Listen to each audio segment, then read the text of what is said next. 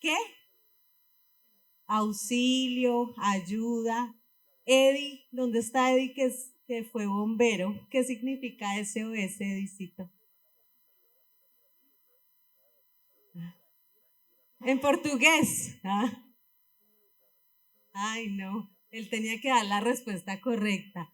Bueno, SOS significa salven nuestro barco, significa salven nuestras almas o envíen socorro, ¿sí? Les iba a leer en inglés, pero estoy todavía perfeccionando el idioma. Entonces, es una petición de auxilio, ¿sí? Es una petición de socorro y se hace especialmente de algún barco, alguna nave, algún avión que esté en riesgo, que esté en peligro, ¿sí? Eso es un SOS, así salió como esa sigla, ¿sí?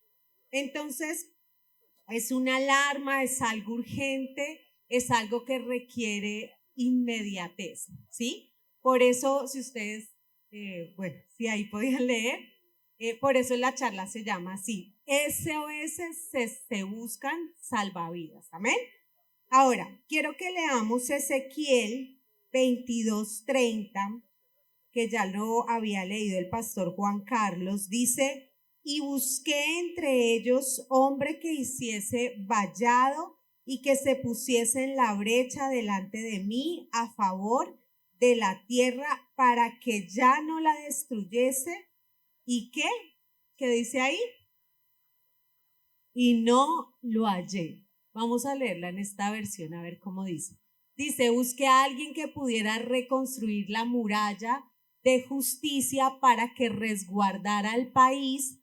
Busqué a alguien que tuviera que destituirlos, pero no encontré a nadie. ¿Sí? Entonces, fíjense que este es un llamado de quién. Es un llamado de Dios, o sea, Dios es el que está buscando salvavidas. ¿Cuántos quieren ser hoy salvavidas? ¿Todos o está haciendo calor, cierto? ¿O son las luces, el show? Está haciendo bastante calor, pero no se vayan a dormir porque es muy importante que aprendamos hoy esta parte, ¿sí? Entonces, el Señor estaba buscando en ese momento, según lo que nos enseña acá el profeta Ezequiel, estaba buscando un hombre que fuera capaz de abogar por Israel, ¿sí? De interceder por Israel, ya que su pecado había ido demasiado lejos. El Señor no quería mandar un juicio sobre Israel y el Señor estaba mirando, buscando a ver cómo hacía para que alguien se pusiera en la brecha. ¿Recuerdan qué es brecha? Eso nos lo enseñó el pastor el jueves. ¿Y recuerdan? Uy, no, no están poniendo atención. Bueno, la brecha es la distancia que hay entre Dios y la gente, ¿sí? Eso es ponernos en la brecha, ¿sí? Entonces está Dios, está aquí la gente y la idea es que alguien se ponga en medio, a favor de otras personas, ¿sí? Y dice que el Señor buscó esas personas que estuvieran a favor de Israel, pero ¿qué pasó? No lo halló. Y saben que lo que nos decía el pastor el jueves, que estamos en sintonía, yo le dije, ay pastor, me quitaste la mitad de la charla, no mentira, pero es el pastor, pues no se puede hacer nada. Entonces, pero fíjense que es muy importante, o sea, Dios está buscando para lo que nos decía ayer el pastor Hernane, está buscando personas que nos pongamos a favor de otros, ¿sí? Él está buscando personas que se pongan en la brecha, personas que hagan un trabajo, personas que seamos las manos de Jesús, personas que seamos los pies de Jesús y personas que podamos cumplir ese llamado que Dios tiene para los que están lejos de Él. Quiero que veamos un video y ya les digo por qué ellos están sentados acá, ¿sí?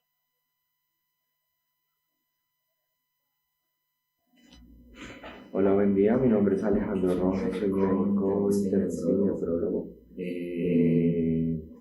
A la pregunta ¿por qué estudié medicina?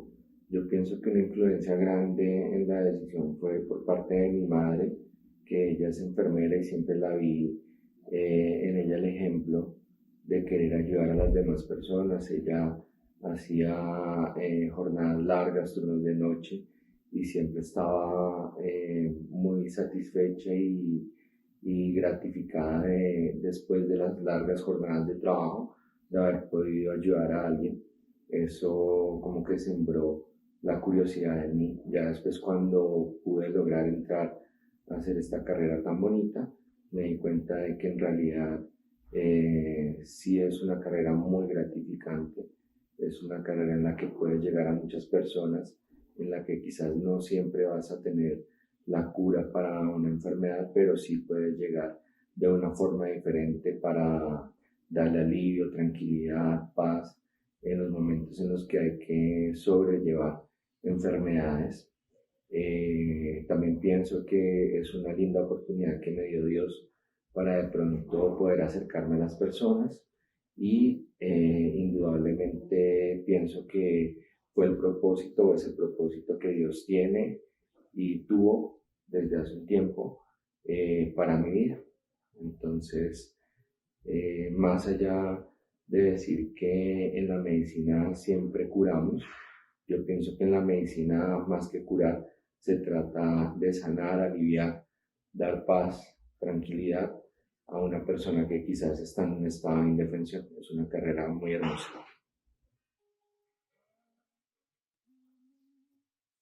Gracias, doctor. Gracias, doctor. Gracias. Bueno, estamos en vivo, como dicen por ahí. Vamos a acercarnos aquí. Entonces, así como el pastor Hernández, yo también traje la parte científica. Él es, gracias, Milo. Bueno, él es Alejandro Rojas, que es un médico que nosotros tuvimos acá en Célula, acá en Argentina. Y yo le decía a él, ¿tú por qué estudiaste medicina? ¿Sí? Entonces, sí, pusieron atención. Él dijo que la mamá era enfermera y que siempre les gustaba ayudar a la gente y demás. Pero algo que me impactó en una frase que él dijo al final, y él decía, la función de la medicina es sanar, aliviar, dar paz a una persona que está en estado de indefensión. ¿Sí? Entonces, eso en la parte de la medicina, ¿sí? Pero yo decía, Señor, o sea, realmente eso es lo que Dios también quiere hacer con nosotros en este tiempo, ¿sí? Él dijo algo que de verdad es muy interesante y es, fíjense que él decía, a veces hay pacientes que obviamente van a fallecer, ¿no? Porque ese es el día a día de un médico, pero la idea es hacer todo, ¿sí? Para que la persona, o sea, buscar todas las maneras médicamente para que esa persona pueda salir de la enfermedad o pueda sobrellevarla. Estamos hablando desde el punto de vista médico, ¿sí? Somos claros hasta ahí, ¿sí? Ahora, ¿cómo nosotros aplicamos eso a nuestra vida?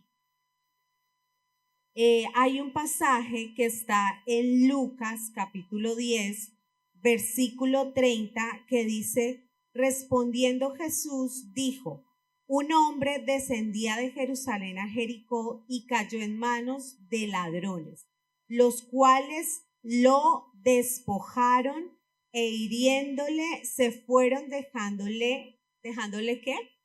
Ah, no, no está. Dejándole medio muerto. Aconteció que descendió un sacerdote por aquel camino y viéndole pasó de largo. Asimismo un levita llegando cerca de aquel lugar y viéndole pasó de largo. Pero un samaritano que iba de camino vino cerca de él y viéndole fue movido a misericordia y acercándose vendó sus heridas echándole aceite y vino y poniéndole en su cabalgadura. Lo llevó al mesón y cuidó de él. Otro día al partir sacó 2 denarios y los dio al mesonero y le dijo, cuídamele y todo lo que gastes de más yo te lo pagaré cuando regrese.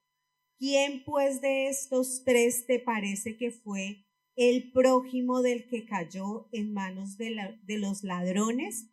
Él dijo, el que usó de misericordia con él.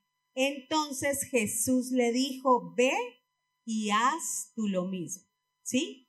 Este pasaje, bueno, aparte de muchos pasajes, pero este pasaje encierra lo que Jesús quiere que tú y yo hagamos de ahora en adelante. ¿Cuántos fueron tocados ayer por todas esas ministraciones que tuvimos? Bueno, y todo el encuentro esta mañana con la pastora Moni. Ahora la pregunta es, ¿qué vamos a hacer? ¿Sí?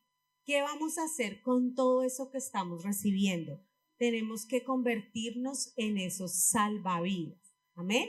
Para un mundo que tiene tanta necesidad, no de nosotros, sino necesidad de Jesús. ¿Sí?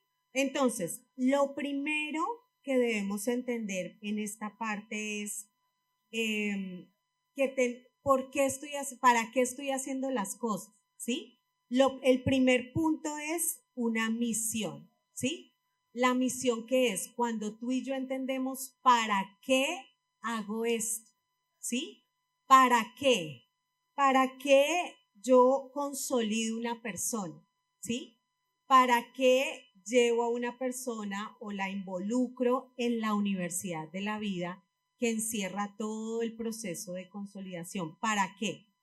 Para llenar la iglesia, para quedar bien con mi líder, para, no sé, hacer parte como del círculo de la iglesia. ¿Para qué? ¿Para qué? ¿Cuál es la motivación? Ahora, cuando entendemos la misión a la que el Señor nos ha llamado, es cuando entendemos lo que dice el versículo 36 del pasaje que les acabo de leer. Dice, ¿quién pues de estos tres? Le pregunta Jesús a esa persona. ¿Quién pues de estos tres te parece que fue el prójimo del que cayó en manos de los ladrones? Él le dice, el que usó de misericordia con él. Entonces Jesús le dijo, dile al que está a tu lado, entonces Jesús te dice, ve y haz tú lo mismo, ¿sí? Entonces ve Fabián y haz tú lo mismo, ve Merari y haz tú lo mismo, ve Luis, María, bueno, coloca tu nombre, ve y haz tú lo mismo, ¿sí? Entonces, sí ven que cuando nosotros cambiamos de perspectiva, entendemos esa misión. ¿Para qué? ¿Para qué mando yo a una persona en cuenta? ¿Sí? ¿Para qué la invito a Universidad de la Vida? Porque entiendo que estoy aplicando este mandato, ¿sí? Esto que el Señor me está diciendo que haga. Veías lo mismo. ¿Qué es haz lo mismo? Voy a ser ese buen samaritano para esa persona. Todos aquí, todos. Así tú vengas de pronto por primera vez a un encuentro como estos, o así seamos pastores o líderes, todos estamos llamados a hacer esto como creyentes, a hacer esos salvavidas, a hacer esos buenos samaritanos. Y el primer paso, como nos explicó la pastora Moni, es ganarlos, ¿no? Ya ella les explicó toda esa parte. Pero ¿qué vamos a hacer después? Vamos a cuidar cada persona que Dios nos entrega. ¿Amén? Entonces, fíjense otro aspecto. ¿Para qué llevamos a la persona a Universidad de la Vida? Dice que es una persona que está en manos de ladrones, que lo han despojado, que lo hirieron y que lo dejaron medio muerto. ¿Mm? ¿Para qué? ¿Para qué? Porque esa persona está medio muerto, o sea, ya está lo que veíamos al principio del SOS, ¿sí? Ya está en las últimas, no tiene más esperanza y tú no sabes si eres ese salvavidas que Dios tiene para esa persona. Ahora, ¿por qué están acá nuestros invitados? Acá está Mera y acá está Fabi y yo quisiera preguntarle a Merari, ella es de mi equipo, y Merita, quisiera preguntarte ¿para qué tú llevas personas al encuentro? Bueno, buenas. No, espérame primero una cosita. Les pongo en contexto. Mera ella es de mi equipo y ella ha ido varias veces de guía, ¿sí? Aquí en la iglesia con nosotros. Y yo he visto, porque es que a veces la gente, quiero dar como los dos ejemplos. Mera es como ese ejemplo de perseverancia, que ella ha entendido para qué lleva una persona, o sea, no es que ella sea la guía y después se perdió y nunca más hizo nada, sino que ella está ahí, está pendiente hasta que saca a la persona al otro lado, ¿sí? Hasta que la deja de ese estado de indefensión y la pone en un lugar seguro. Y Merita como que representa de pronto esos líderes que les ha tocado como guerrearla, si se entiende el término, en el ministerio, ¿sí? Como que yo veo que ella se va, está ahí, está presente, aunque de pronto no sea la cantidad de personas, pero ella está ahí. Un aplauso para Mera. Y por otro lado está Fabián, que Fabián representa de pronto a los otros tipos de líderes que pues se les está facilitado un poco más en esa parte del ministerio. O sea, están las dos partes. Quiero que veamos esas dos partes porque las dos es interesante conocerlos, ¿sí? Pero yo también veo que él, bueno, Mera junto con su esposo, Fabi junto con su esposa, o sea, veo que hacen un trabajo muy lindo, o sea, entienden esa misión, entienden lo que es ser un buen samaritano. Por eso hoy los pusimos acá para que nos contaran un poquito. Entonces, mira, así brevemente para que me digas, ¿para bueno, qué llevas a una persona a universidad? Buenas tardes, o no sé qué hora es.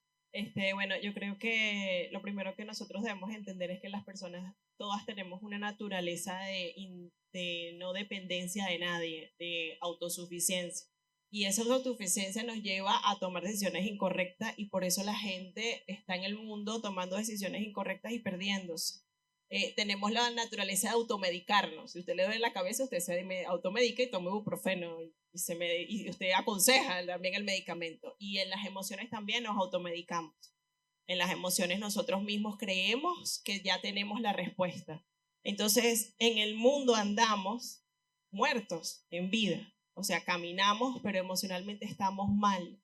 O sea, en el mundo tu vecino está en un zombie espiritual y tus padres, si no están en la iglesia, o todo aquel que no esté, porque se ha automedicado en sus emociones, ha pensado que sus decisiones lo llevan a un camino correcto, y tú y yo que conocemos la verdad somos los que podemos darle el medicamento a esa persona correcta, somos los que podemos darle la medicina que no va a maquillar su herida, sino que la va a reconstruir. Yo creo que en un encuentro nosotros destruimos nuestra vida para ser reconstruida y llevamos a las personas porque entendemos que no son un número, sino que son un alma que necesita reconstrucción. Muy bien, un aplauso. Pasó el examen. Bueno, muy bien. Sigamos porque acá el tiempo corre muy rápido. Entonces, la universidad de la vida es un salvavidas, ¿sí? Dirá el que está a tu lado. La universidad de la vida es un salvavidas. ¿El salvavidas para qué es? O sea, tú lo arrojas para que la persona se agarre y bueno, después hacen todo el proceso de sacarlo y demás, ¿sí? La Universidad de la Vida, eso es lo que hace. Un día hablando con el pastor Juan Carlos, él nos decía eso, porque a veces uno de líder como que quiere que ya la gente vaya y mejor dicho al otro día llegue hecho Benny Hinn o Billy Graham, ¿sí? Entonces, la idea ¿cuál es? Que nosotros entendamos, son los primeros auxilios, ¿sí? La Universidad de la Vida es para eso, son los primeros auxilios, es donde sacamos a la persona del estado de indefensión y lo pasamos a un lugar seguro, ¿sí? Y lo otro es que nosotros seamos conscientes, yo necesito ser un salvavidas, ¿sí? O sea, no puedo ser más como un espectador, necesito, o sea, es una necesidad de Dios, porque recuerden la primera palabra que leíamos en Ezequiel, Dios está buscando, no está obligando, Él está buscando. Ahora la idea es que no termine la palabra o no termine nuestro llamado como termina Ezequiel, que dice que no encontró a nadie, sino que al contrario podamos decir, Señor, yo no solamente voy a ser un ganador de almas, sino que voy a cuidar a cada persona que tú me has entregado. Amén. Entonces, lo primero es la misión. ¿Tienes claro el para qué? ¿Para qué estoy llevando a esas personas? ¿Para qué les estoy haciendo el proceso de consolidación? Ahora viene lo segundo, y hay un lugar, ¿sí? Lo primero es la misión, que es el para qué, y lo segundo es un lugar, que sería el dónde, ¿sí? Entonces, dice, camino de Jerusalén a Jericó, un camino en pendiente. Ay, perdón, yo los estaba leyendo, era mi resumen. Les voy a leer la palabra. Dice, aconteció que descendió un sacerdote por aquel camino y viéndole pasó de largo, ¿sí?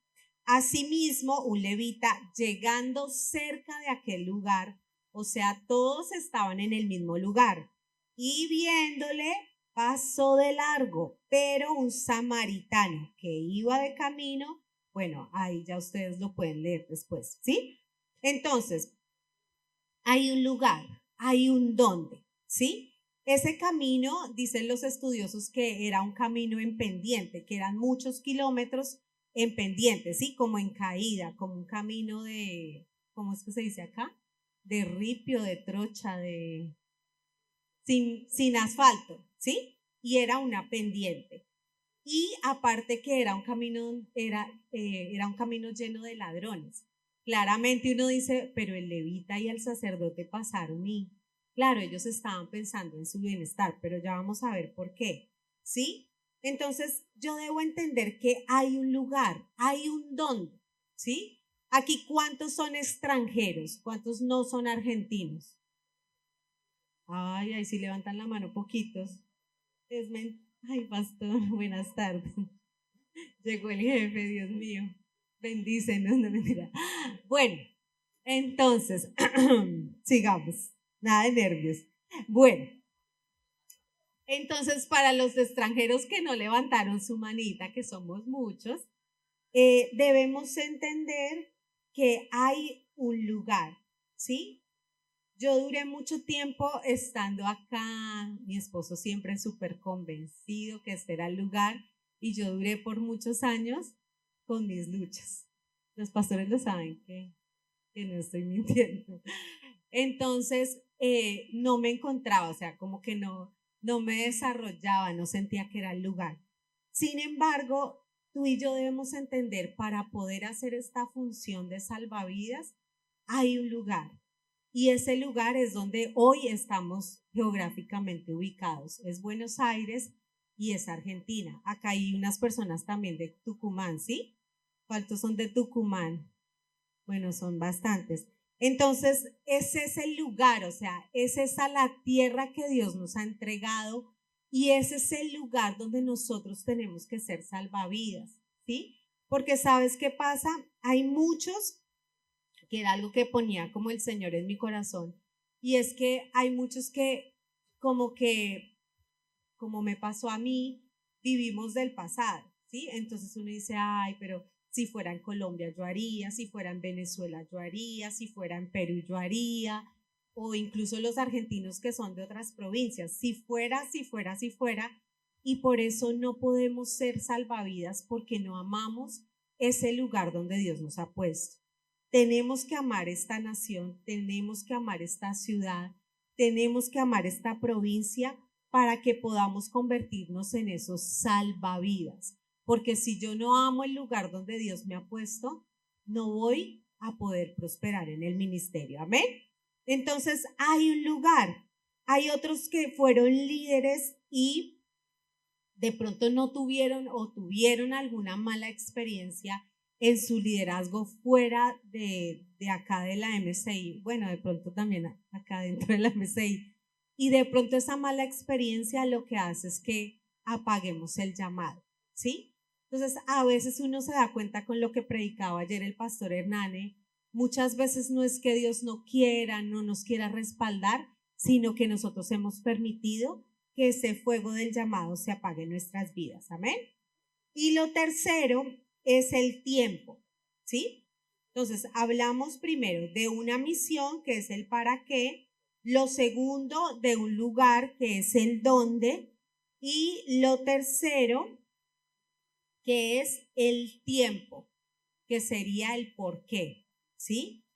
Es importante discernir el momento que estamos viviendo, ¿sí?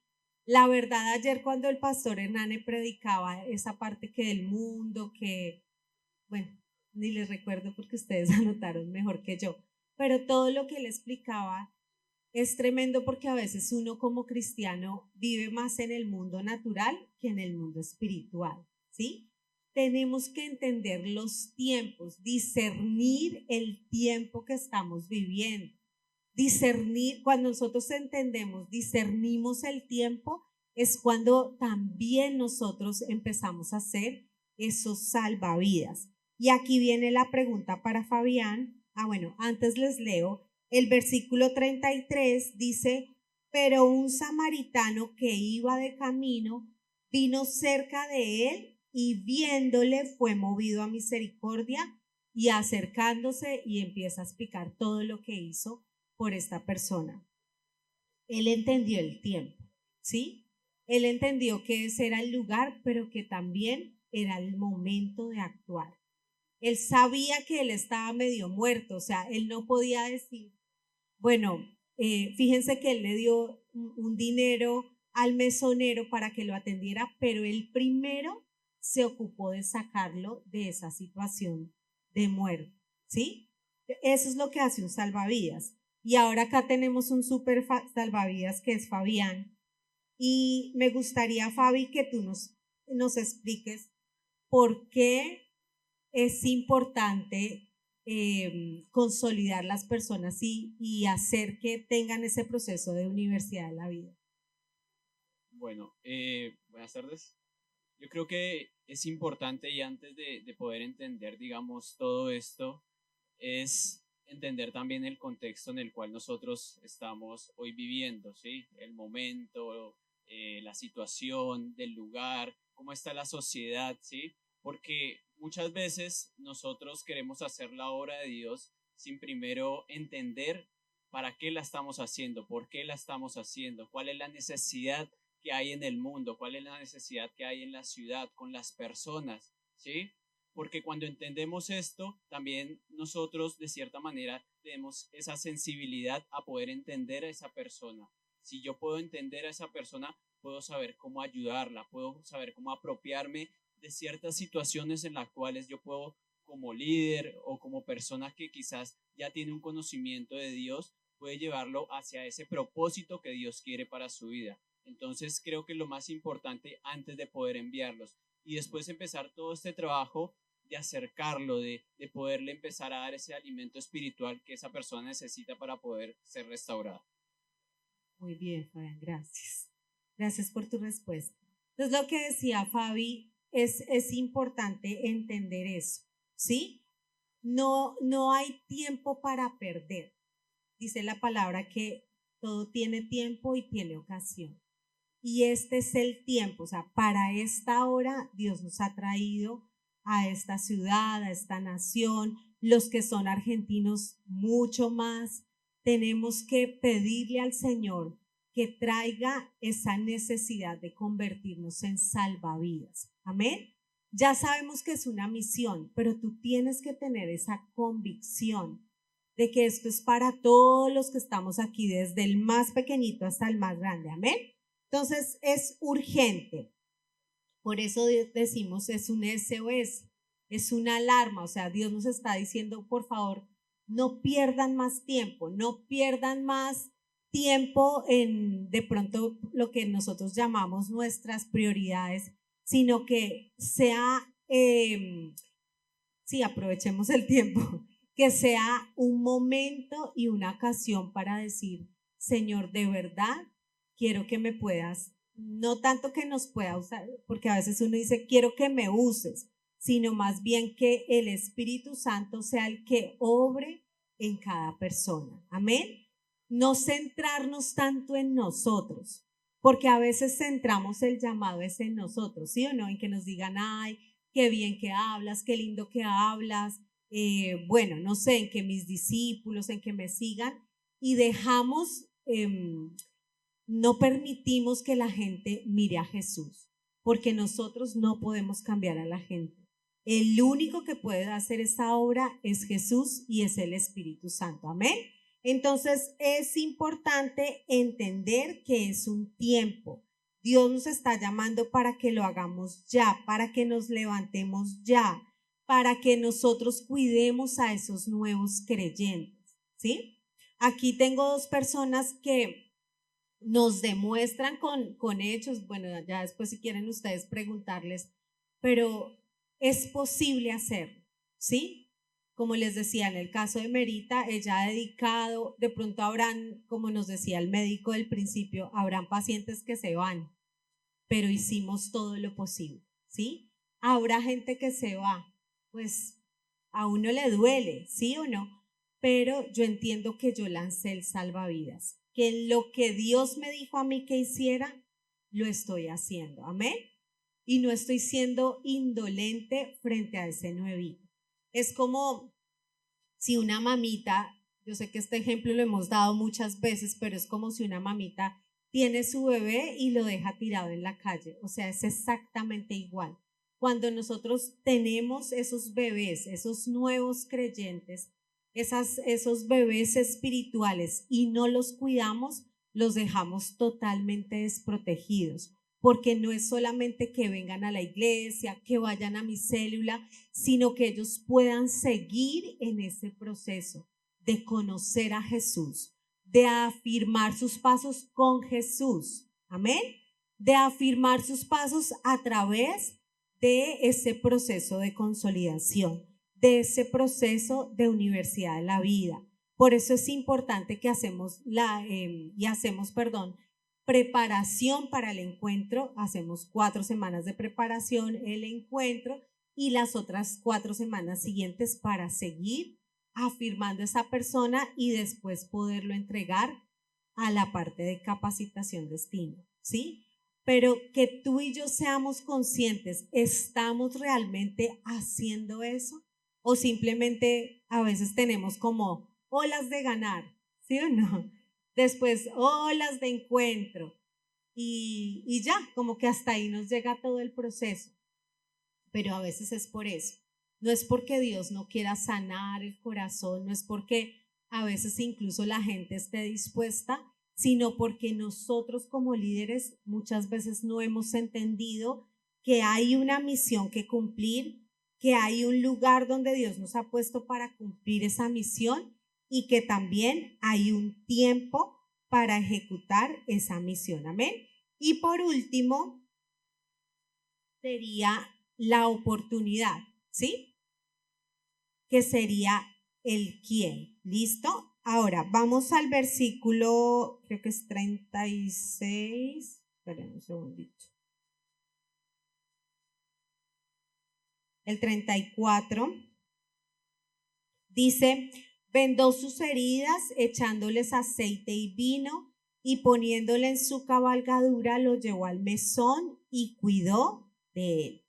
Otro día al partir sacó 2 denarios y los dio al mesonero y le dijo, cuídamele, y todo lo que gastes de más, yo te lo pagaré cuando regrese.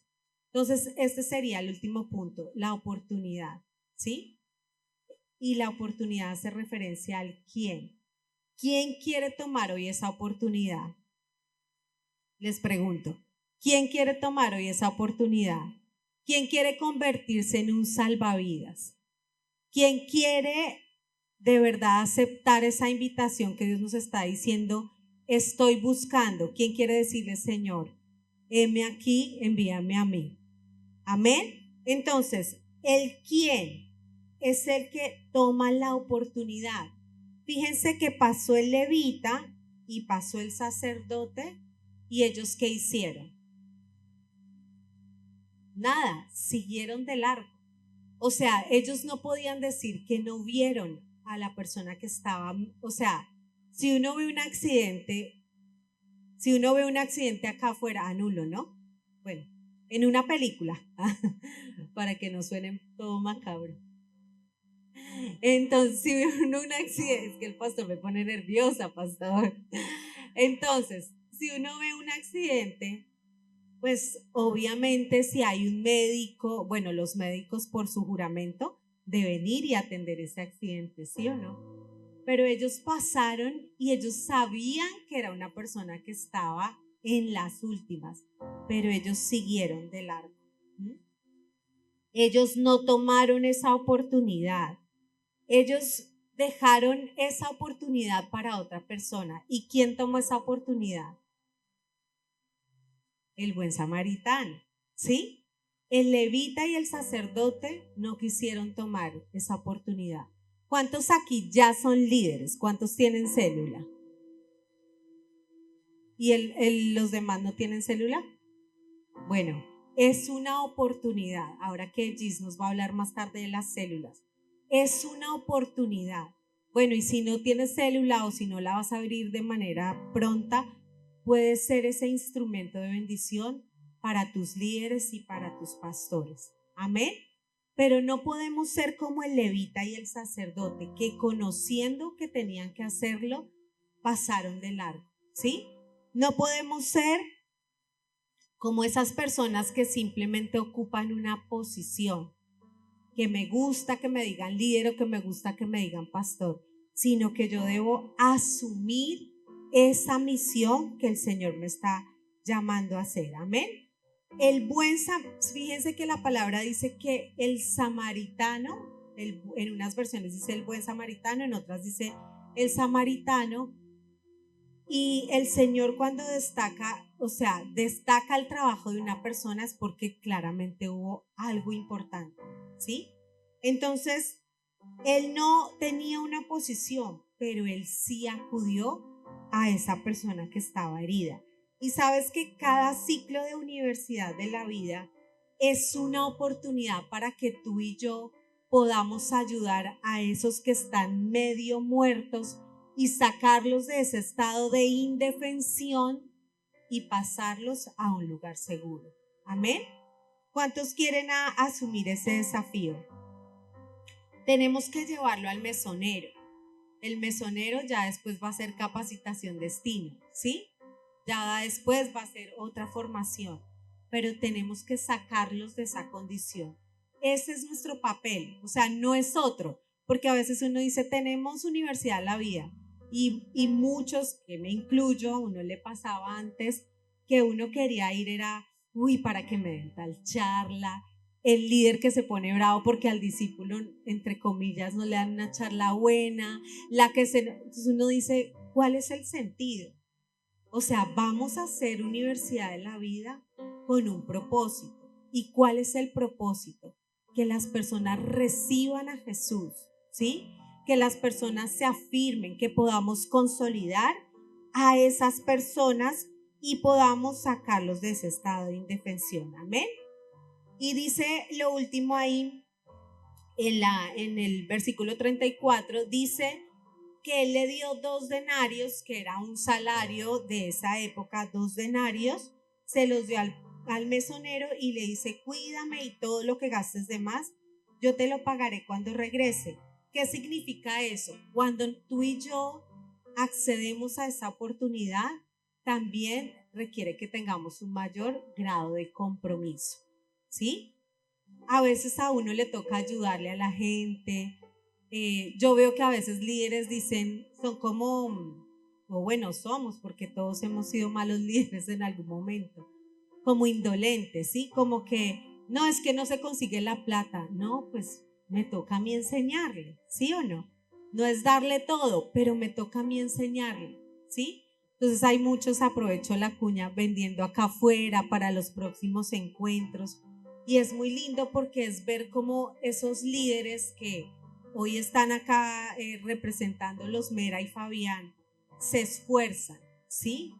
Quieren que sus discípulos o esos nuevos creyentes se conviertan en discípulos de Cristo.